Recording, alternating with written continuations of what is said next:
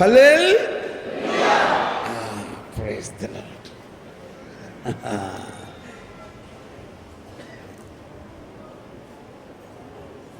ഇന്ന് പുതിയതായിട്ട് വന്നിട്ടുള്ള എത്ര പേരുണ്ടെന്ന് കൈവെക്കാമോ? പുതിയതായിട്ട് വന്നിട്ടുള്ളവരൊന്ന് കൈവീശി കാണിക്കാമോ? ഓക്കെ. ബാക്കിയുള്ളവരെല്ലാവരും ഇന്നലെ ഉണ്ടായിരുന്നവരാണ് ഇല്ലേ? ഇന്ന് രാവിലെ ഉണ്ടായിരുന്നവരാണ്. ഇന്നലെയും ഇന്ന് രാവിലെ എന്ന് പറഞ്ഞ് ഇന്ന് പകൽ മുഴുവനും എല്ലാം കേട്ടിട്ട് എന്തെങ്കിലും കിട്ടിയോ? കിട്ടി? ഒരു ദൈവാനുഭവം കിട്ടി, അല്ലെങ്കിൽ എന്തെങ്കിലും പുതിയ കാര്യങ്ങൾ മനസ്സിലായി എന്ന് തോന്നുന്നവരൊന്ന് കൈപൊക്കിയേ, ഒന്ന് കൈവീശി കാണിച്ചേ, കർത്താവിന് കൈയടിച്ച് നന്ദി പറഞ്ഞേ. Price the Lord. അപ്പോൾ കൈയടിച്ച് നന്ദി പറയുക എന്നുള്ളത് ഒരു വശം. ഇനി മറ്റൊരു വശമാണ് ഇവിടെ വന്ന് 2 വാക്ക് പറഞ്ഞ് നന്ദി പറയുക എന്നുള്ളത്. അതിന് ധൈര്യമുള്ളവരുണ്ടെങ്കിൽ വന്നിട്ട് വായോ, അങ്ങനെ പറയാൻ ഇല്ലേ? നിങ്ങൾക്ക് എത്ര പേർക്ക് ധൈര്യം ഉണ്ടെന്നറിയാം. കർത്താവ് ഈശോമിശിഹായ്ക്ക് വേണ്ടി എന്തും ചെയ്യാം, ജീവൻ വരെ കൊടുക്കാനായിട്ടിരിക്കുന്ന ആൾക്കാരാണ് ഇവിടെ പലരും. ഇവിടെ വന്ന് 2 വാക്കൊന്ന് പറയുക ആദ്യം, ഒന്ന് കർത്താവിന് വേണ്ടി. ഒന്ന് കൈയടിച്ചേ കേട്ടോ, ഒരാൾ ധൈര്യമുള്ളതായി.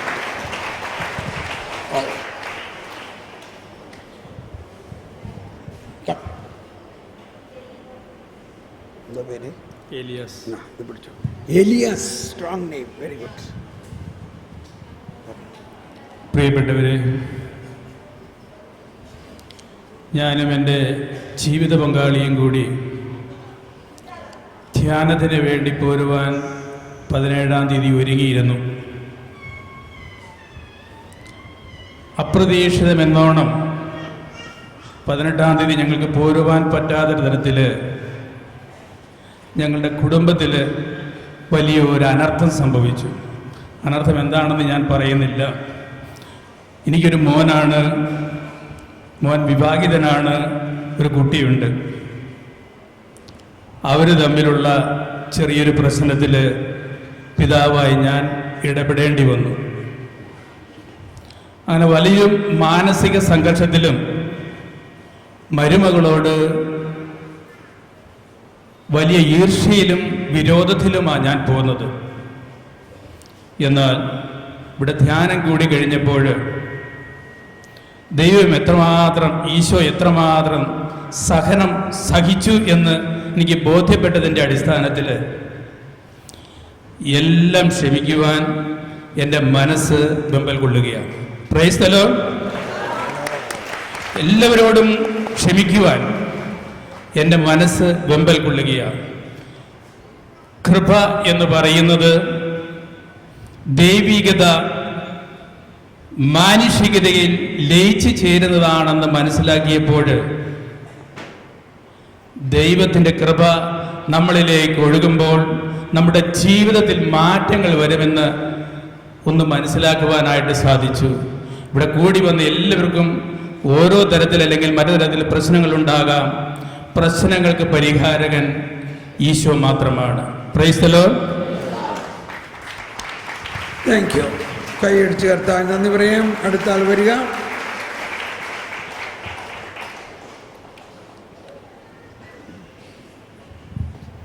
പേര് പറ. ഹലോ, എൻ്റെ പേര് ബാബു കൊട്ടാരക്കര. ഞാനിവിടെ വരുന്ന സമയത്ത് എനിക്ക് നെഞ്ചിനകത്ത് ചെറിയ വേദനകളും വയറ്റിനകത്ത് ചെറിയ വേദനകളും ഉണ്ടായിരുന്നു. അതിനെക്കുറിച്ച് ഞാൻ പ്രാർത്ഥിക്കുന്നതിന് വേണ്ടിയാണ് ഞാൻ ഇവിടെ വരുന്നത്. അന്ന് തൊട്ട് ഞാൻ പ്രാർത്ഥനയ്ക്ക് ഇരിക്കുന്ന സമയത്ത് തന്നെ എൻ്റെ ശരീരത്തിന് പെരുപ്പുണ്ടാകുകയും എനിക്ക് വല്ലാത്തൊരു വേർപ്പും വെള്ളിക്കൂടെ കണ്ണീർത്തുള്ളികൾ വീഴുകയും ചെയ്തിരുന്നു. അതുകൊണ്ട് ഞാൻ നേരത്തെയും പലയിടത്തും കൺവെൻഷനൊക്കെ പോവുകയും പല പ്രവർത്തനങ്ങൾക്ക് വേണ്ടി പ്രവർത്തിക്കുകയും ചെയ്തിട്ടുണ്ട്. ഞാൻ ഇതിനു വേണ്ടി ദൈവത്തിന് വേണ്ടി നന്ദി പറയുകയും എനിക്ക് ചെയ്തിട്ടുള്ള ഉപകാരത്തിനെ ഓർത്ത് പ്രാർത്ഥിക്കുകയും ചെയ്യുന്നു. നിങ്ങൾക്ക് എല്ലാവർക്കും വേണ്ടി ഞാൻ പ്രാർത്ഥിക്കാമെന്നുള്ള വാഗ്ദാനത്തോടു കൂടി ഞാൻ ഇതിൽ നിന്ന് വിരമിക്കുന്നു. Praise the lord. Thank you. അടുത്ത ആൾ വരിക. ഇനിയും വരാനുള്ളൊരു വേഗം വന്നിവിടെ സ്റ്റേജിൽ കയറി നിൽക്കുക. സമയം ചെലവാക്കണം. സമയമില്ല. എൻ്റെ പേര് ഗബ്രിയൽ പൂവത്തുനിന്ന് വരുന്നു. എനിക്ക് നെഞ്ചിനകത്ത് പ്രശ്നങ്ങളൊക്കെ ഉണ്ടായിരുന്നു. അതിപ്പോൾ മാറി. എൻ്റെ ശരീരം അങ്ങ് തണുത്തു. എനിക്ക് തല മൊത്തം വിയർക്കാൻ തുടങ്ങുന്നു. ഉള്ളൂ. Price the Lord. കൈയടിച്ച് കർത്താവിന് നന്ദി പറയാം. ഇനി ആരും വീരവനിതകളൊന്നുമില്ലേ? വീരൻ കർത്താവിന് വേണ്ടി എന്തും ചെയ്യാനുള്ള വാഗ്ദാനം ചെയ്തിരിക്കുന്നു.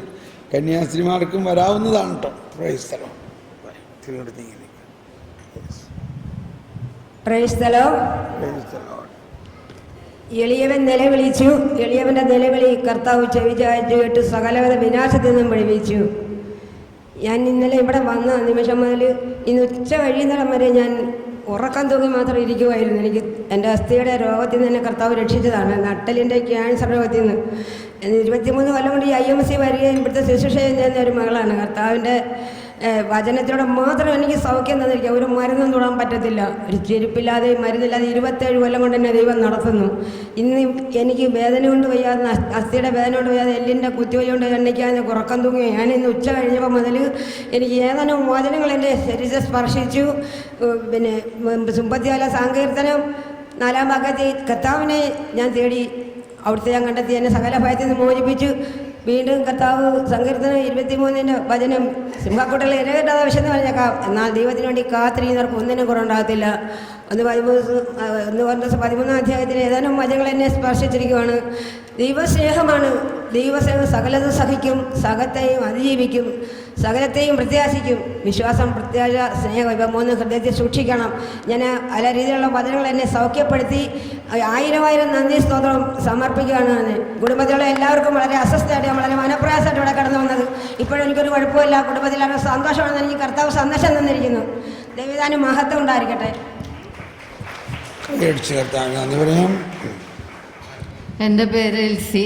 ഞാൻ തുറവൂരുന്നു. എന്നെ കഴിഞ്ഞ കൊല്ലം എൻ്റെ കുടുംബത്തിൽ കഴിഞ്ഞ കൊല്ലം എനിക്ക് ക്രിസ്മസ് ആഘോഷിക്കാൻ പറ്റിയില്ല. ഒരാളോട് ഭയങ്കര വെറുപ്പായിരുന്നു. ഇന്നലെ ഇവിടെ ധ്യാനം കൂടിയപ്പോൾ ഞാൻ ആളോട് ക്ഷമിച്ച് പ്രാർത്ഥിച്ച് ധ്യാനം കൂടിയപ്പോൾ എനിക്ക് വളരെയധികം കൃപ കിട്ടിയതുപോലെ എനിക്ക് കർത്താവിനെ കണ്ണടച്ചപ്പോൾ കർത്താവിനെ കണ്ട്, യേശുവിനെ കണ്ട്, പരിശുദ്ധാത്മാവിനെ പ്രാവിൻ്റെ രൂപത്തിൽ കണ്ടു. എനിക്ക് അത്രയധികം കൃപ കിട്ടി. ക്ഷമിച്ച് അവരോട് ഞാൻ നല്ല സ്നേഹമായിട്ട് ഇതുവരെ പെരുമാറി. കർത്താവിന് നന്ദി, യേശുവിന് നന്ദി, പിതാവിന് നന്ദി, പരിശുദ്ധാത്മാവിന് നന്ദി. ഒന്ന് ഉറക്കെ കൈയടിച്ചേ കർത്താവ്. എൻ്റെ പേര് മരിയ സരസ്വതി. ഞാൻ ഈ സന്നിധിയിലേക്ക് കടന്നു വരുമ്പോൾ എൻ്റെ ഈ ഇടതുകാലിൻ്റെ ഈ ഏണിന് മുതൽ എൻ്റെ അസ്ഥിക്ക് തേയ്മാനവും അകൽച്ചയും ഉണ്ടായിരുന്നു. അത് കാരണം എനിക്ക് നിലത്ത് ഈ വശം ഇരുന്ന് പ്രാർത്ഥിക്കുവാനോ കുർബാന പള്ളിയിൽ പോകുമ്പം ഈ വശം ഇരിക്കുവാനോ ഒന്നും പറ്റുകയില്ലായിരുന്നു. ഈ കൺവെൻഷനിൽ കടന്നു വന്ന് ഇന്നലെ ഞാൻ മാതാവിൻ്റെ നടയിൽ പോയി കുർബാന കൂടിയപ്പോൾ നിലത്തിരുന്ന് ഈ വശം തന്നെ ഇരുന്നുകൊണ്ട് കുർബാന കൂടുകയും എല്ലാം എനിക്ക് സൗഖ്യപ്പെടുത്തി തരികയും ചെയ്തതിനെ ഓർത്ത് നന്ദി പറയുന്നു. പ്രത്യേകിച്ച് എനിക്ക് ഈ ഒരു ദൈവ അനുഭവം, എൻ്റെ ഹൃദയത്തിലൊരു ഉണർവും ഒരു ഉന്മേഷവും ജ്ഞാനത്തിൻ്റെ ഒരു അരൂപ്യം തന്നെ അനുഗ്രഹിച്ചതിനെ ഓർത്ത് ഈശോയ്ക്കും അമ്മയ്ക്കും കോടാനുകോടി നന്ദി അർപ്പിച്ചുകൊണ്ട് യേശുവേ സ്തോത്രം, യേശുവേ നന്ദി, യേശു ആരാധന.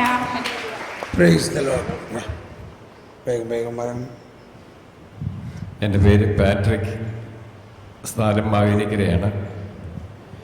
ഞാൻ ജൂലൈ മാസത്തിൽ ഇവിടെ നിന്ന് ധ്യാനം കൂടിയിരുന്നു. അതനുസരിച്ച് എനിക്കൊരു ഇൻഫർമേഷൻ കിട്ടി. ഇവിടെ 18-ാം തീയതി മുതൽ 21-ാം തീയതി വരെ ഈ കൺവെൻഷൻ നടക്കുന്നുണ്ട്, അതേ സംബന്ധിക്കണമെന്ന് പറഞ്ഞ് കത്ത് കിട്ടി. അതനുസരിച്ച് വരണമെന്നുള്ള ഒരുക്കത്തോടുകൂടിയൊക്കെ ഇരിക്കുകയായിരുന്നു. അപ്പോഴേ പെട്ടെന്ന് എൻ്റെ വൈഫിന് ഏതാണ്ട് 10-20 വർഷമായിട്ട് നടുവേദനയും ഡിസ്കിൻ്റെ കുഴപ്പമൊക്കെ ആയിട്ടൊക്കെ ഇരിക്കുകയായിരുന്നു.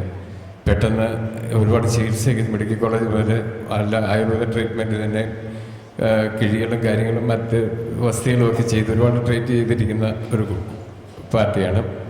വീട്ടിൽ വേറെ ഉണ്ടെന്ന് പറഞ്ഞ് ഒരു മോനേ ഉള്ളൂ. ഒരു മോൻ സ്ഥലത്തില്ല, ഇസ്രായേലിലാണ്. അപ്പം ഇയാളെ നോക്കുക എന്ന് പറഞ്ഞു കഴിഞ്ഞാൽ വലിയ ബുദ്ധിമുട്ടുള്ളൊരു കേസാണ്. കാരണം അത് തളർന്നു പോകുന്ന കേസാണ്. അപ്പോൾ അതുകൊണ്ട് എനിക്ക് വളരെ പ്രയാസമുണ്ടായി. വരാൻ പറ്റത്തില്ല, ധ്യാനത്തിൽ വരാൻ പറ്റത്തില്ലല്ലോ എന്നുള്ളൊരു വലിയ വിഷമമായിരുന്നു. എങ്കിലും വൈഫും ഞാനും വളരെ ആത്മാർത്ഥമായിട്ട് പ്രാർത്ഥിച്ചു. ഇന്നലെ രാവിലെ വൈഫ് തന്നെ ബാക്കി കാര്യങ്ങളെല്ലാം ക്രമീകരിച്ചു. ഏതായാലും പ്രാർത്ഥന ദൈവം കേട്ടു. ഈ ധ്യാനത്തിൽ ഈ കൺവെൻഷനിൽ സംബന്ധിക്കാൻ ദൈവം ഒരുക്കി വിട്ടു. അതൊരു വലിയ അനുഗ്രഹമാണ്. ഇന്നലെ ഇത് സാക്ഷ്യം പറയണമെന്ന് ഞാൻ വിചാരിച്ചു. അപ്പോൾ രണ്ടുപേരും മതിയെന്ന് പറഞ്ഞുകൊണ്ട് ഞാൻ മിണ്ടാതിരുന്നതാണ്. അത് ഒരു വലിയ അനുഗ്രഹം. ഈ വന്നതിന് ശേഷം ഞാൻ ഇന്നും വിളിച്ച് ചോദിച്ചപ്പം ഒരു കുഴപ്പമില്ല, ഏതാണ്ട് 19 കിലോമീറ്റർ ദൂരെ കൊല്ലത്ത് പോയിരിക്കുകയാണ് ഇപ്പോഴേ. അത് ഏകദേശം സുഖമായി. കാരണം മരുന്നിൽ തന്നെ ആയുർവേദ മരുന്നുകളും മറ്റു ഒരുപാട് മരുന്നുകളും ഒക്കെ വാങ്ങിച്ചു കൊടുത്തു. അതിൻ്റെ ഇതായിരിക്കത്തില്ല, ഏതായാലും ദൈവത്തിൻ്റെ കരുണ സംബന്ധിച്ചിട്ടുണ്ട്. ഈ ധ്യാനത്തിൽ കേട്ട കാര്യങ്ങൾ എന്തെങ്കിലും, ഈ ധ്യാനത്തിൽ വന്നിട്ട് കേട്ട കാര്യം? ഈ ധ്യാനത്തിൽ കേട്ടത് ആന്തരിക സൗഖ്യം, അത് ഒരു വലിയ കാര്യമാണ്. കാരണം ഒരുപാട് കാര്യങ്ങൾ അത് മനസ്സിലാക്കാൻ പറ്റി. ജ്ഞാനത്തെ പറ്റിയുള്ള ക്ലാസ് ഇപ്പം ബ്രദർ ഇന്നലെ പറഞ്ഞു, നക്ഷത്രം അതിൻ്റെ അർത്ഥം എന്താണെന്ന് ചോദിച്ചു. എല്ലാവരും നക്ഷത്രത്തെ പറ്റിയുള്ള അർത്ഥം എന്ന് പറയുന്നത് ഒരു വെളിച്ചം അല്ലെങ്കിൽ ഒരു ശോഭയ്ക്ക് വേണ്ടിയിട്ട് നമ്മൾ ഒരു അലങ്കാരത്തിന് വേണ്ടിയിട്ട് ഉപയോഗിക്കുന്ന ഒരു വസ്തുവാണെന്ന് ധരിച്ചുള്ളൂ. പക്ഷെ അത് ജ്ഞാനമാണെന്ന് മനസ്സിലാക്കിയത് ഇന്നലത്തെ ഈ ധ്യാനത്തിലൂടെയാണ്. അതൊരു വലിയ അറിവാണത്. കാരണം അത് നമുക്ക് പലർക്കും ഈ സൺഡേ സ്കൂളിലൊക്കെ കുട്ടികൾക്ക് പറഞ്ഞു കൊടുക്കുവാനും ഒക്കെ പറ്റിയ നല്ലൊരു വേർഡാണത്, അറിവ്. അതുപോലെ തന്നെ ജ്ഞാനസ്നാനത്തെ പറ്റി സംസാരിച്ചു. അതും ഒരുപാട് കാര്യങ്ങൾ മനസ്സിലാക്കാനുണ്ട്. ദൈവവും മനുഷ്യനുമായിട്ടുള്ള ബന്ധത്തെ പറ്റി ഉള്ള കൃപ, അതിനെപ്പറ്റിയൊക്കെയുള്ള കാര്യങ്ങളൊക്കെ ബ്രദർ സൂചിപ്പിച്ചു. വളരെ നല്ല അറിവാണ്. ഇതുവരെ കിട്ടാത്ത അറിവുകൾ കിട്ടി. വളരെ സന്തോഷമുണ്ട്. ദൈവത്തിന് നന്ദി പറഞ്ഞുകൊണ്ട് നിർത്തുന്നു. പറഞ്ഞു കേട്ടോ, ഇവിടെ നമ്മൾ ധ്യാനത്തിൽ കേട്ട കാര്യങ്ങൾ പറയേണ്ടത് കേട്ടോ. അത് പറഞ്ഞോ, പക്ഷേ ഷോർട്ടായിട്ട്. Praise the lord. എൻ്റെ പേര് ജോൺ തോമസ്, ചെങ്ങന്നൂരിൽ നിന്ന് വരുന്നു. കഴിഞ്ഞ ആഗസ്റ്റ് 14-ാം തീയതി ഞാൻ സ്കൂട്ടറിൽ നിന്ന് വീണ് എൻ്റെ നെഞ്ചിനകത്തും ഈ ഷോൾഡറിനും വേദനയായിരുന്നു. പുഷ്പഗിരിയിൽ ട്രീറ്റ്മെൻറ്റ് ചെയ്ത് കുറച്ച് ആശ്വാസം കിട്ടി.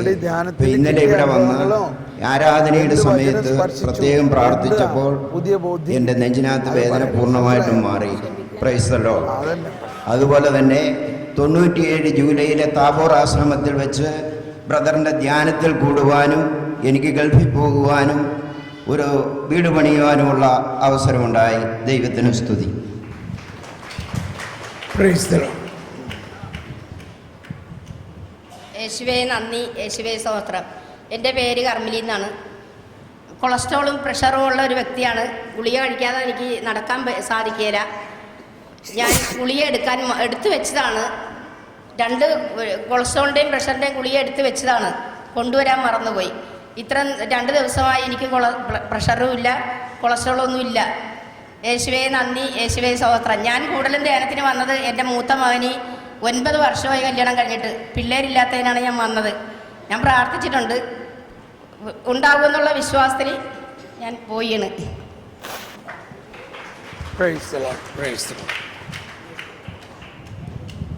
യേശുവേ നന്ദി, യേശുവേ സ്തോത്രം. ഞാൻ കൊല്ലത്ത് കുണ്ട്ര എന്ന് പറയുന്ന സ്ഥലത്തു നിന്നാണ് വരുന്നത്. എൻ്റെ പേര് ത്രേസ്യമ്മ. എൻ്റെ വീട്ടിൽ ഭയങ്കര സഹനവും എൻ്റെ ഭർത്താവുമായിട്ടൊക്കെ ഭയങ്കര പ്രശ്നമായിട്ടിരിക്കുമായിരുന്നു. പക്ഷേ ഭർത്താവിനോട് ഇവിടെ വന്ന് ക്ഷമിക്കാനുള്ള ഒരു കൃപ കിട്ടി. തന്നെയല്ല, എനിക്ക് ഷുഗറും പ്രഷറും ഒക്കെ കൂടുതലാണ്. ഷുഗർ 410 വരുന്ന സമയത്തും 3 നേരം ഇൻസുലിൻ എടുക്കുന്നു, ഗുളിക കഴിക്കുന്നു. പക്ഷേ ഇവിടെ വന്ന് ഇന്നലെ രാവിലെ മുതൽ ഇതുവരെ ഞാൻ ഇൻസുലിൻ എടുത്തില്ല, ഗുളിക കഴിച്ചില്ല. ഞാൻ ചൂടുവെള്ളത്തിലേ കുളിക്കത്തുള്ളായിരുന്നു. പക്ഷേ ഇപ്പോൾ ഇവിടെ വന്ന് പച്ചവെള്ളത്തിൽ കുളിച്ച് എനിക്കൊരു പ്രശ്നമില്ല. യേശു എന്നെ തൊട്ട് സുഖപ്പെടുത്തിയെന്ന് എനിക്ക് പൂർണ്ണ വിശ്വാസമുണ്ട്. യേശുവേ നന്ദി, യേശുവേ സ്തോത്രം. പ്രൈസ്തലോട്. എൻ്റെ പേര് മേരി മേക്കൽ എന്നാണ്. എനിക്ക് 3 മാസമായി പുറത്തിന് ഭയങ്കര വേദന, വെയിറ്റ് ഒന്നും പൊക്കാൻ മേലെ. ഞാനൊരു ഡോക്ടറുടെ വീട്ടിലാണ് സേവനം ചെയ്യുന്നത്. അവിടെ ഒരുപാട് മരുന്നൊക്കെ തന്നു, കഴിക്കുന്നുണ്ട്. പക്ഷേ എനിക്ക് വേദന കൊണ്ട് വയ്ക്കും. ഞാൻ 4 ദിവസത്തെ ധ്യാനം കൂടാൻ വേണ്ടി ജീവിത പങ്കാളിയായിട്ട് ഞാനിവിടെ വന്നിട്ടുണ്ട്. ഇന്നത്തെ ശുശ്രൂഷയിൽ എനിക്ക് ഒത്തിരി മാറ്റം കണ്ട്. എനിക്ക് 100 കിടക്കാൻ പറ്റാത്ത അവസ്ഥയായിരുന്നു. ചരിഞ്ഞേ ഞാൻ കിടക്കത്തുള്ളൂ. ഭയങ്കര വേദനയാണ്. എപ്പോഴും തൈലമൊക്കെ പുരട്ടി ഗുളികയൊക്കെ കഴിക്കുമായിരുന്നു. ഇപ്പോൾ ഇന്ന് ഡാൻസും പാട്ടും ഒക്കെ കളിച്ചപ്പോൾ എനിക്ക് ഒത്തിരി മാറ്റം കിട്ടി. അതിന് നന്ദിയോട് സ്തോത്രം ചെയ്യുന്നു. ഹല്ലേലൂയ. Price the Lord. അമ്മച്ചി ഇനി വരണ്ട സാക്ഷ്യത്തിന് അമ്മച്ചിയോട് പറയും, ഇനി വരണ്ടെന്ന് പറയും. അവരോട് ഞാൻ പറഞ്ഞത് മനസ്സിലായില്ല. രോഗശാന്തിയുടെ സാക്ഷ്യങ്ങളല്ല ഞാൻ ഉദ്ദേശിച്ചത്. ഞാൻ ഉദ്ദേശിച്ചത് നമ്മൾക്ക് എന്തെങ്കിലും ഒരു നക്ഷത്രം കണ്ടോ, എന്തെങ്കിലും പുതിയ ബോധ്യങ്ങൾ കിട്ടിയോ. എപ്പോഴും ഇതാണ്, നമ്മളിതൊക്കെ കിട്ടിയ ആൾക്കാർ അവിടെ ഇരിക്കുകയാണ്. അതവിടെ പറയുടെ കീഴിൽ വെച്ചുകൊണ്ട് വെച്ചോ നിങ്ങൾ. എന്നിട്ട് നമ്മൾ ഉദ്ദേശിക്കാത്ത സാക്ഷ്യങ്ങളാണ് വരുന്നത്. എന്തുകൊണ്ടത്? കിട്ടിയ ആൾക്കാർ അവിടെ വെച്ചുകൊണ്ടിരിക്കുകയാണ്. നമ്മൾ രോഗശാന്തി എല്ലാവർക്കും കിട്ടുമെന്നുള്ളത് നമുക്കറിയാം. അതല്ല ഉദ്ദേശം. നമുക്ക് കിട്ടേണ്ടത് ഇപ്പോൾ കണ്ടോ, എന്തെല്ലാം വലിയ വലിയ ജ്ഞാനത്തിൻ്റെ കാര്യങ്ങൾ പറഞ്ഞ് ആരെങ്കിലും അത് പങ്കുവെച്ചോണ്ടേ. അപ്പോൾ അതുകൊണ്ട് അങ്ങനെയുള്ള ആരെങ്കിലും ഒന്ന് വന്ന് പറയും. അത് പറയണില്ലെങ്കിൽ അതിൻ്റെ അർത്ഥം നമ്മളത് പറയുടെ കീഴിൽ വെച്ചുകൊണ്ടിരിക്കുക എന്നർത്ഥം. Price the Lord. ക്ഷമിക്കണം ഞാനിത് പറയണേ. ഓക്കെ. Price the lord. എൻ്റെ പേര് അലൂഷ്യസ് റൊസാരിയോ. ഞാനൊരു ചെയിൻ സ്മോക്കറായിരുന്നു. വളരെ ചെറുപ്പം തൊട്ട് തന്നെ സിഗരറ്റ്, ബീഡി എല്ലാം ഉപയോഗിക്കുമായിരുന്നു. നിർത്താൻ പറ്റാതെ വന്നു. പക്ഷേ കർത്താവിൻ്റെ ഇടപെടൽ മൂലം 1990 ഫെബ്രുവരിയിൽ ഞാൻ സ്റ്റോപ്പ് ചെയ്തു.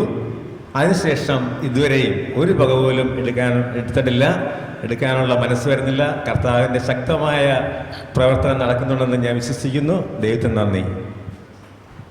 Price the lord. എൻ്റെ പേര് സിസ്റ്റർ മേരി സിമോണ.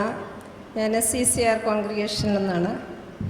ഇവിടുത്തെ ബ്രദറിൻ്റെ ക്ലാസ്സുകളൊക്കെ വളരെ ഭംഗിയായിരുന്നു. അതിൽ ജ്ഞാനത്തെക്കുറിച്ച് പറഞ്ഞതിൽ എനിക്ക് വളരെ സന്തോഷവും ഒരു പുതിയ കാര്യം ഗ്രഹിക്കുന്നതിന് സാധിച്ചു. രാവിലെ എഴുന്നേൽക്കുമ്പോൾ പടിവാതിൽക്കൽ നമ്മളെ കാത്ത് ജ്ഞാനം നിൽക്കുന്നു എന്ന് പറഞ്ഞത് ഇന്നു മുതൽ ഞങ്ങൾ പ്രാർത്ഥിക്കുന്നുണ്ടെങ്കിലും ഈ ഒരു കാര്യത്തെക്കുറിച്ച് എനിക്കറിയില്ലായിരുന്നു. ഇന്നു മുതൽ ഞാനത് പ്രാക്ടീസ് ചെയ്യും എന്ന ദൈവത്തിന് നന്ദി പറയുന്നു. Price the Lord. അപ്പം ആർക്കും ഒന്നും പറയാനില്ല. ഇതാണ് നമ്മുടെ വളർച്ചയ്ക്ക് ആവശ്യമായിട്ടുള്ള മറ്റൊരു ഘടകം.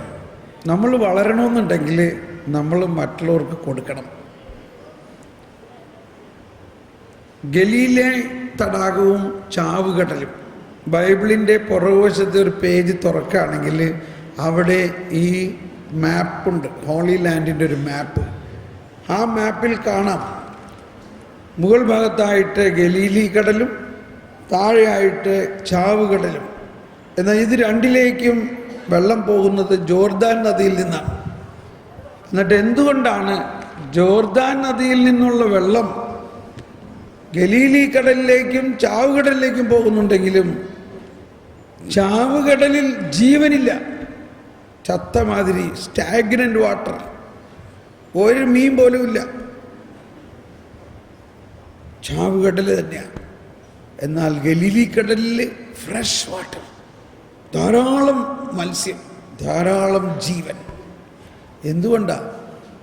ഗലീലി കടലിന് ഔട്ട്ലെറ്റ്സ് ഉണ്ട്, അതിന് അരുവികൾ പുറത്തേക്ക് പോകുന്നു, അത് ജലം മറ്റുള്ളവർക്ക് കൊടുക്കണു. എന്നാൽ ചാവുകടൽ താഴ്ന്ന ഒരവസ്ഥയിലാണ്, സമുദ്ര തലത്തിൽ നിന്നും വളരെ താഴ്ന്ന നിലയിലാണ്. 800 മീറ്ററോളം സമുദ്രനിരപ്പിൽ നിന്നും താഴ്ന്ന നിരപ്പിലാണ്. അതുകൊണ്ട് അതിൽ നിന്നും പുറത്തേക്ക് പോകുന്നില്ല. നമ്മൾ ഏത് ക്രിസ്ത്യാനിയാ പറയും? ഗലീലി കടലിൽ പോലെയുള്ള ക്രിസ്ത്യാനി ആകണോ അതോ ചാവുകടൽ പോലെയുള്ള ക്രിസ്ത്യാനി ആകണോ? ഗലീലി കടലിലുള്ള ക്രിസ്ത്യാനികളല്ല നിങ്ങളാരും, നിങ്ങളെയൊക്കെ ചാവുകടൽ ക്രിസ്ത്യാനികളാണ്. അല്ലെങ്കിൽ ഇത്രയും 2 ദിവസം ഞാൻ ഈ തൊണ്ട അലച്ച് ഇവിടെ നിന്ന് പറഞ്ഞിട്ട് നിങ്ങൾക്കൊരാൾക്ക് പോലും അതിനകത്ത് കിട്ടിയ കാര്യം ഇവിടെ ഒന്ന് പറയാനായിട്ടുള്ള ഒരു എളിമയോ ഒരു സ്നേഹമോ ഒരു ശക്തിയോ കിട്ടാത്ത എന്താ? ഇതാണ് നമ്മുടെ കുറവ്. ഇതെല്ലാം നമ്മൾക്ക് വേണ്ടി ഇങ്ങനെ കൂട്ടിവെക്കാനുള്ളതല്ല. ജ്ഞാനത്തിൻ്റെ പുസ്തകത്തിൽ തന്നെ പറയുന്നുണ്ട്, അത് മറ്റുള്ളവർക്ക് കൊടുക്കുമ്പോഴാണ്. ആ വചനമൊന്ന് വായിച്ച്. ജ്ഞാനം 7-ാം അധ്യായം 13-ാമത്തെ വചനം. 7-ാം അധ്യായം 13-ാമത്തെ വചനം. കാപട്യമെന്നേ ഞാൻ ജ്ഞാനം അഭ്യസിച്ചു. കാപട്യമെന്നേ ഞാൻ ജ്ഞാനം അഭ്യസിച്ചു. വൈമനസ്യമെന്നേ അത് പങ്കുവച്ചു. അത് പങ്കുവച്ചു. ഞാൻ മതി ഇത്രയും മാത്രം. വൈമനസ്യമെന്നേ അത് പങ്കുവച്ചു. സോളമന് കിട്ടിയ ജ്ഞാനം മുഴുവൻ സോളമൻ മറ്റുള്ളവരോട് പറഞ്ഞു കൊടുക്കുകയാണ്. ഈശോ പറയുകയാണ്, എനിക്കുള്ളതെല്ലാം നിനക്കുള്ളതാണ്.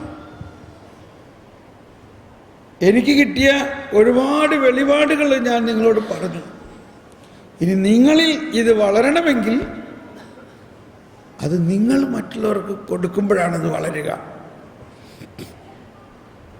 Praise the Lord. നമുക്കൊരു നിമിഷം കണ്ണടച്ച് പ്രാർത്ഥിക്കാം. പരിശുദ്ധാത്മാവേ, പരിശുദ്ധാത്മാവേ, എന്നെ ഈ ചാവുകടൽ സ്വഭാവത്തിൽ നിന്ന് ഗലീലി കടലാക്കി മാറ്റണേ. എനിക്ക് കിട്ടിയ വെളിച്ചം മറ്റുള്ളവർക്ക് കൊടുക്കാനായിട്ടുള്ള ഒരു ധൈര്യവും എളിമയും തരണേ. പരിശുദ്ധാത്മാവേ, സഹായിക്കണേ. Price the Lord. നമ്മൾ ഇന്ന് രാവിലെ പറഞ്ഞൊരു കാര്യം മാത്രം ഞാൻ പ്രധാനമായിട്ട് എടുക്കുകയാണ്. ബാക്കി പുതിയ കാര്യങ്ങൾ നമുക്ക് പറയാം. ഞാനതൊക്കെ നിങ്ങൾ പറയുമെന്ന് പ്രതീക്ഷിച്ചു. ഈശോ പറഞ്ഞു, സ്ത്രീകളിൽ നിന്ന് ജനിച്ചവരിൽ സ്നാപയോഹന്നാനേക്കാൾ വലിയവനില്ല. എന്നാൽ ദൈവരാജ്യത്തിലെ ഏറ്റവും ചെറിയവൻ അവനേക്കാൾ വലിയവനാണ്. ഇത് മനസ്സിലായില്ല ആർക്കും അല്ലേ? മനസ്സിലായോ? എന്നിട്ട് എന്തുകൊണ്ട് നിങ്ങൾ ആരെങ്കിലും ഇവിടെ വന്നൊന്നും പറയാൻ പറ്റണില്ല? അത്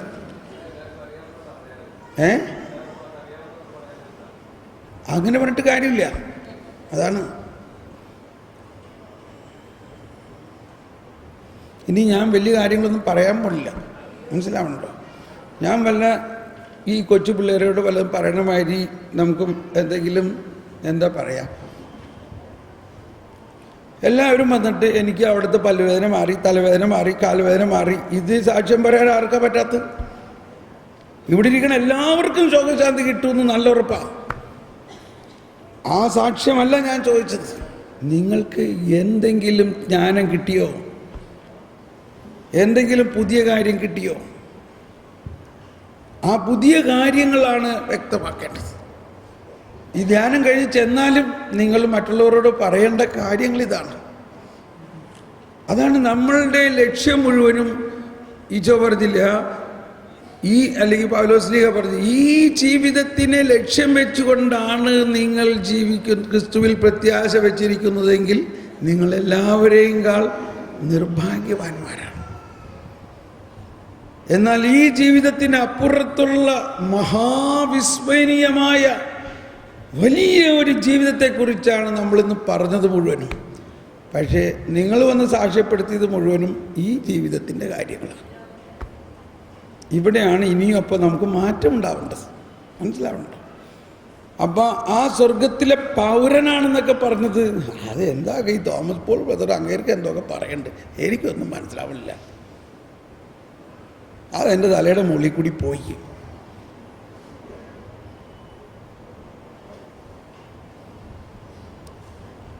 ക്ഷമിക്കണം.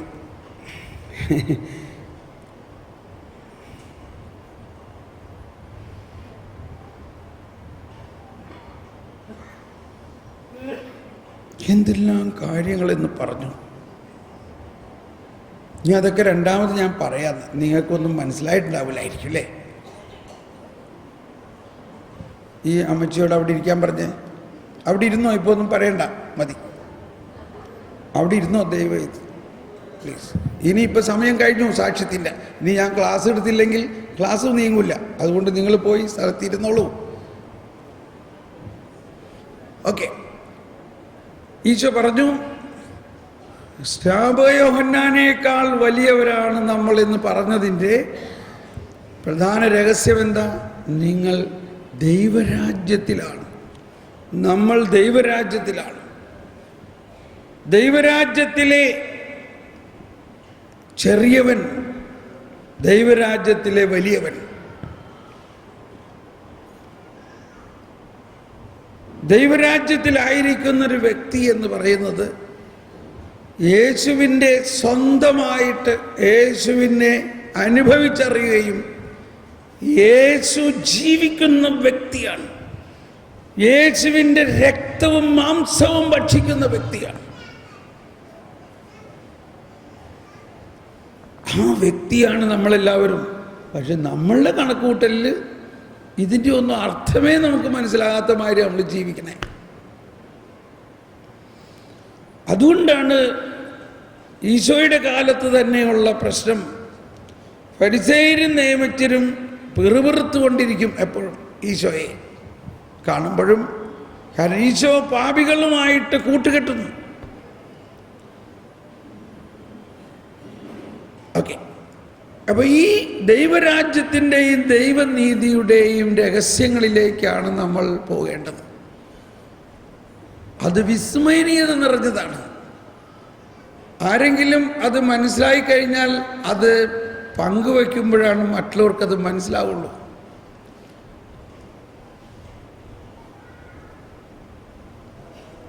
അതാണ് സുവിശേഷം എന്ന് പറയുന്നത്.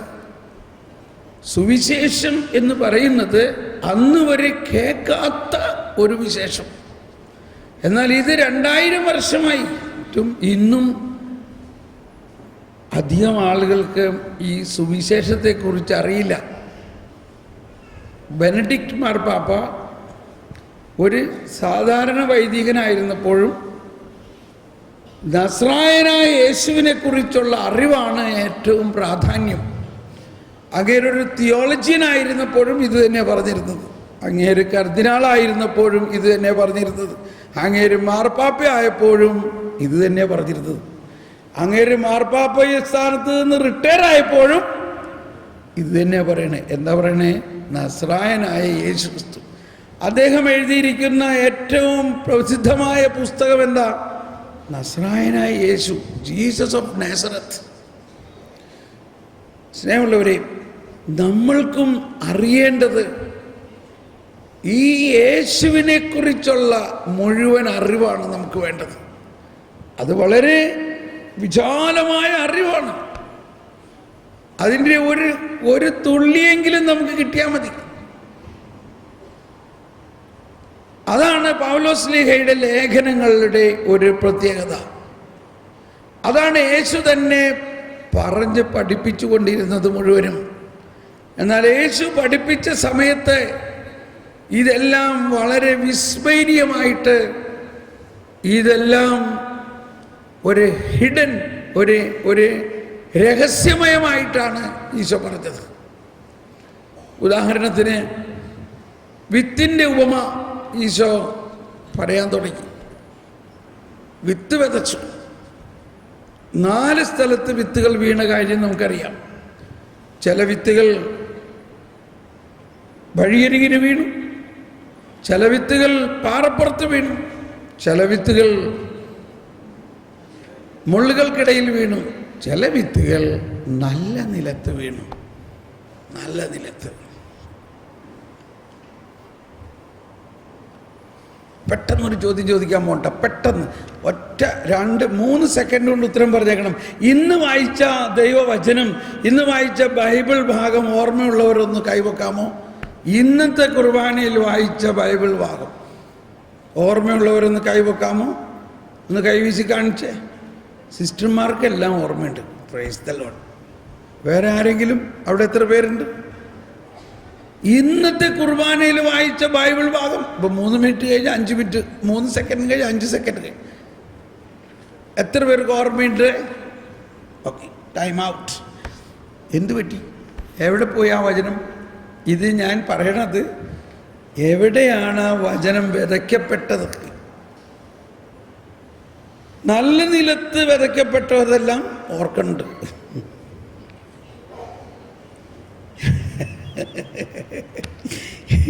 ആദ്യം ഈശോ പറഞ്ഞത് എന്താ?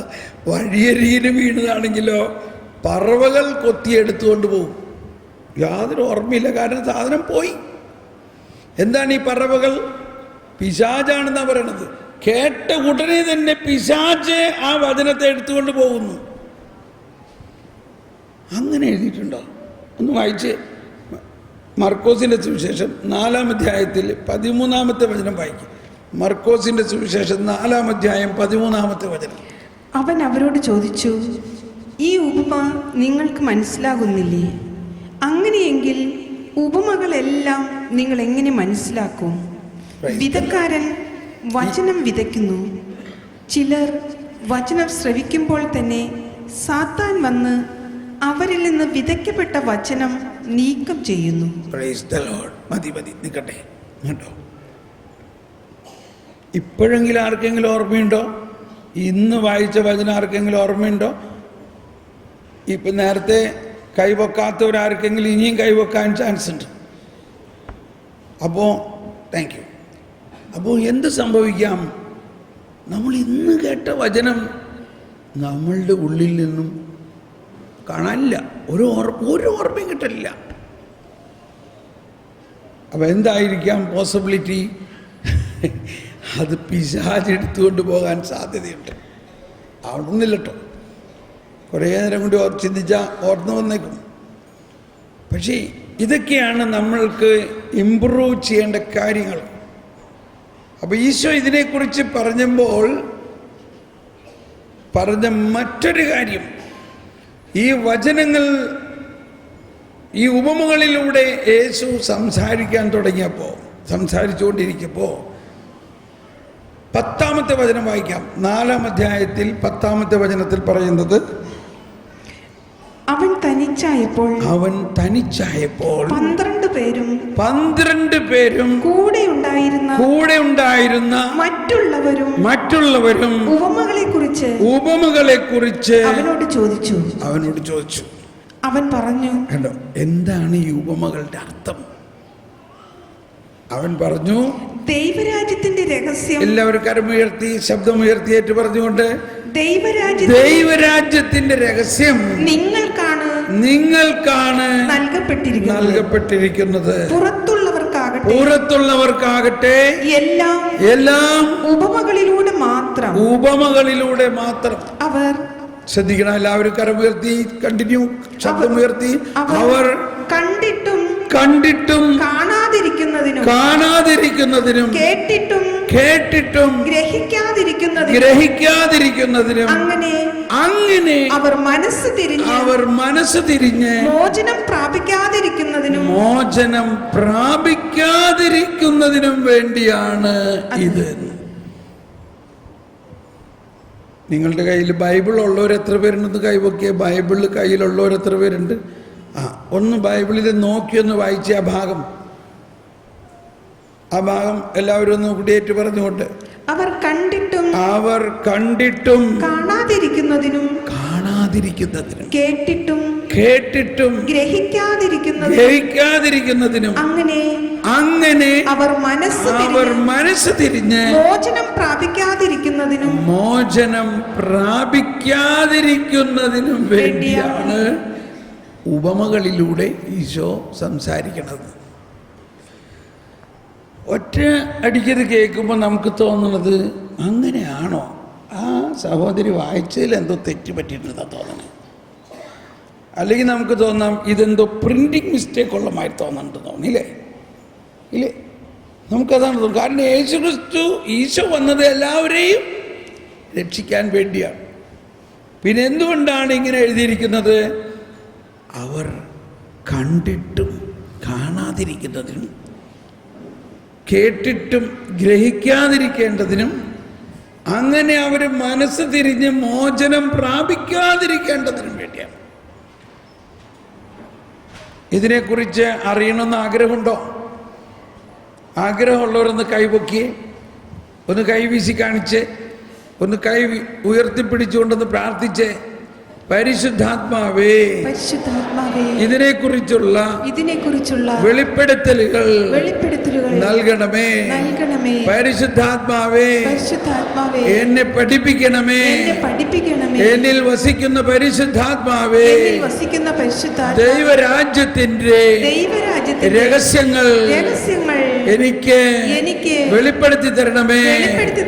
ഞാൻ അന്വേഷിക്കുന്നു, ദൈവരാജ്യം അന്വേഷിക്കുന്നു, ദൈവനീതി അന്വേഷിക്കുന്നു.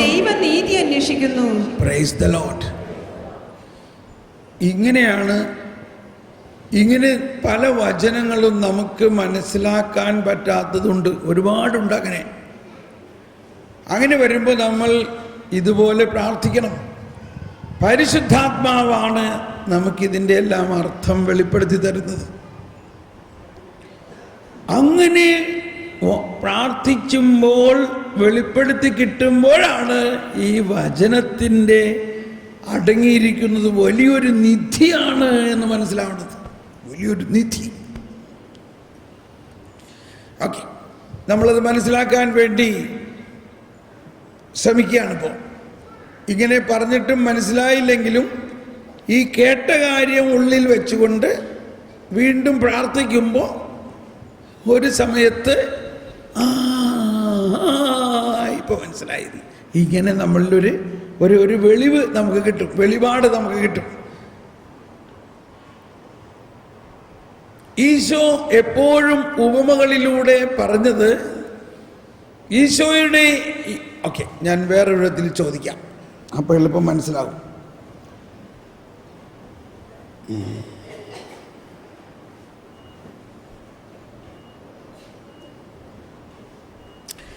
എങ്ങനെയാണ് മനുഷ്യവംശത്തിൻ്റെ മുഴുവൻ പാപത്തിനും യേശു പരിഹാരം ചെയ്തത്?